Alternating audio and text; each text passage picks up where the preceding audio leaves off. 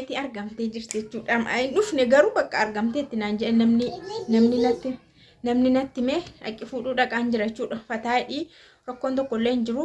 Booyin akka miidiyaa irratti boosee riilaaksii godhi fataayidhi bareedi kottu mucaa kee fudhadhu mucaan kee nagaadhaan jedhan namatu bakka namni haa jiraatu namni haa jiraatu isiniin jedha namni haa jiraatu amma gammachuu koo ibsachuudhumaafidha. Gammadi akkuma yeroo boosse sana gammadi mucaan kee hin banne mucaan kee seeviidha mucaan kee argamteetti mucaan kee bakka nama xuruutti ishee qabeeyyuuti namatu fuudhee ol gashee mana namaatti argamtee bakka karaarra matuma deemtu cal jettee deemtu mucaanii namatu fuudhee mana isaa bushee guyyaa lama mana isaa bushee jechuudha. Achi booda odeeffannoo jiruun mucaan kun argamtee jechuudha. Innaa garuu waan dubbadhu hin qabu salphina keessaan bahee salphina ajaa'ibaa keessaan bahee jechuudha. Silaa maalan godha silaa eessan naqaa silaa deebii maaliin deebisa silaa maalan godha silaa nan jiraadha moo nan du'a. Innaa qorumsi garuu hin dhufaa qorumsa keessaan baata qorumsi hin dhufaa qorumsa keessa hin baata. Namni meetii dubbiseera bilbilaan naa bilbilaniitti dubbadheera maal jedheera bakka nagaashiitii dhaqee fiduudhaaf hin deemu qophaa'effata uffadheera naafi dugdatti baadhee tanan deema. Innaa kanammoo gammachuu kiyya miira kana amma yeroon dhaga'e natti dhaga'ame kana seef godhachuun qabadheen isinillee baay'een afaan waan dhiphatanii fi baay'ee tokko waan boosanii fi isinillee nagaggaafachaa ture namni baay'een keessaa ijoollee baay'een waatsaappiidhaan natti bilbilu kallattiidhaan bakka hin argamti obsi eessayyuu naqxu naan jechaa turtan jechuudha. Galatooma dhuguma siin galatooma akkuma siin jettan eessayyuu naqni humaa siin taane argamtee jirti jechuudha. Innaa sila akka qorumsi kun akka dhufeetti waan baay'ee baata ture waan baay'ee natti fida ture.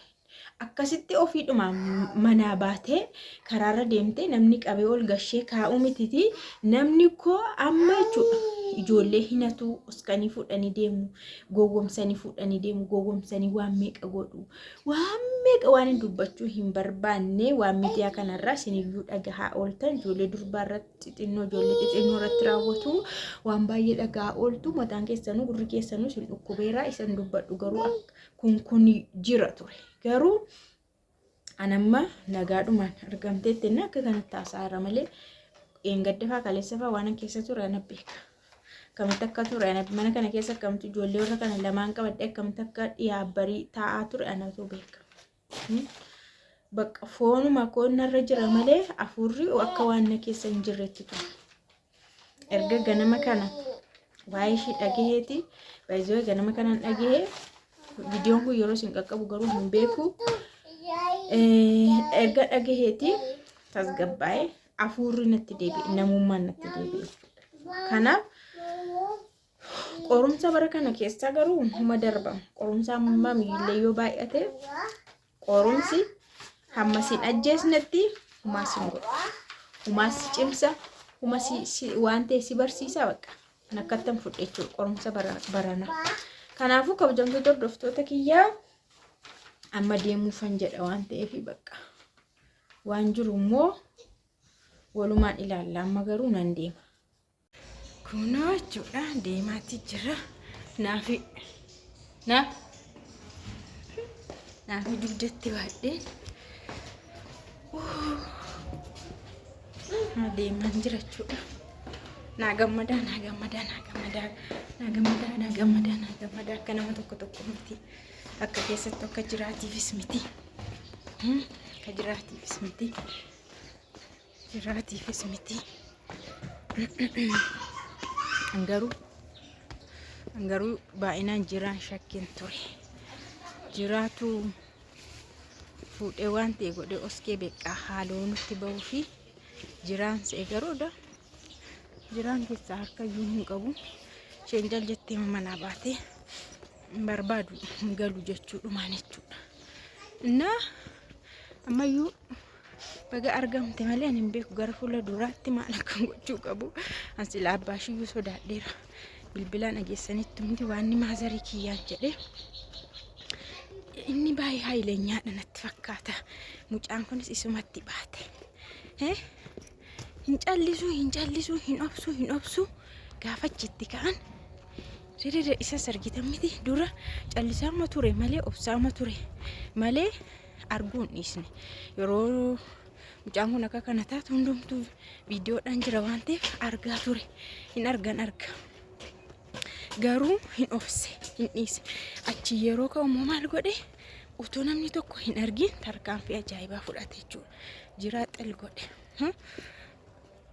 meetiinis akkasuma dura baay'ee obsiteetti garuu la waan ishee ani hin beeku jechuun sammuu ishee danda'eeyyuu hin teessin seenaan dhiphina kana kee akkamitti teessaa wal'aansoo kana rakkina kana keessa akkamitti teessaa jedhaaniin tureen sumaafuu gaarii miti ani nan danda'a ati garuu hin dandeessu ijoolleedha biyaansi maazarii kiyya birallee dhaqinaan hin didde edaasheen baay'ee tokko obsite hin ciniinnatti ammannaan bakka obsa yeroo fixatan akkas nama godhaa jechuudha.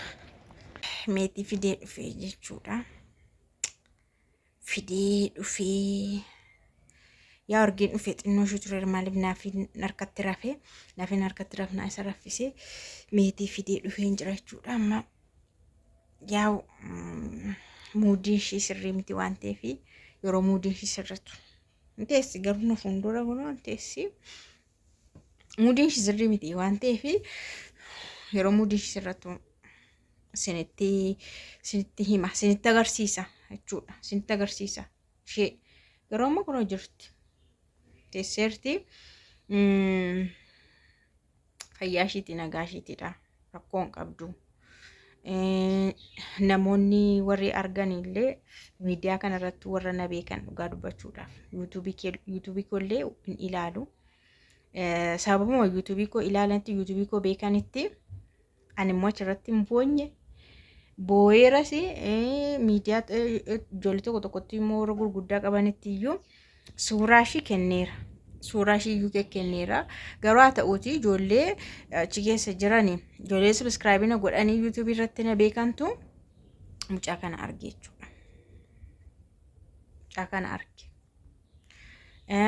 warri illee mucaa kana arge mucaa kana kan arge jaaradha jechuudha na nagaashiitidha yaa akkuma nama ijoollee wayii fuudhee bakka ijoollee firaa wayii ijoollee ollaa wayii ijoollee maalii mana isaanii dhaqxee akkanatti kan isaachuuf shanii rakkoo tokko irra hin geenye innaa nagaashiitii fayyaashiitidha anillee baay'ee tokko gammadeen jira jechuudha baay'ee gammadeen jira anyways salphina baay'eedha ture silaa dhugaa dubbachuudhaaf ani beeku garuu waan dhufee irra darbe kana hin beeku waan guddaadha dhufee irra darbe qaroo tokko akkasiin dhufa sirra darbamuuti akka dhufeen ta'u dhugaa akkasii mudate sin ta'u akkasitti dhufe sin ta'u akkasirratti jige sin ta'u waan ta'e wayii jechuudha waan tokko rakkoo wayii akkasitti ergameen ta'u balaa wayii akkasitti ergameen ta'u dhugaa waaqaa jechuudha sirraa qola hin dhufa garuu akka yaadameen ta'u hin dhufa garuu akka dubbatame sin ta'u akka yaadda'ame sin ta'u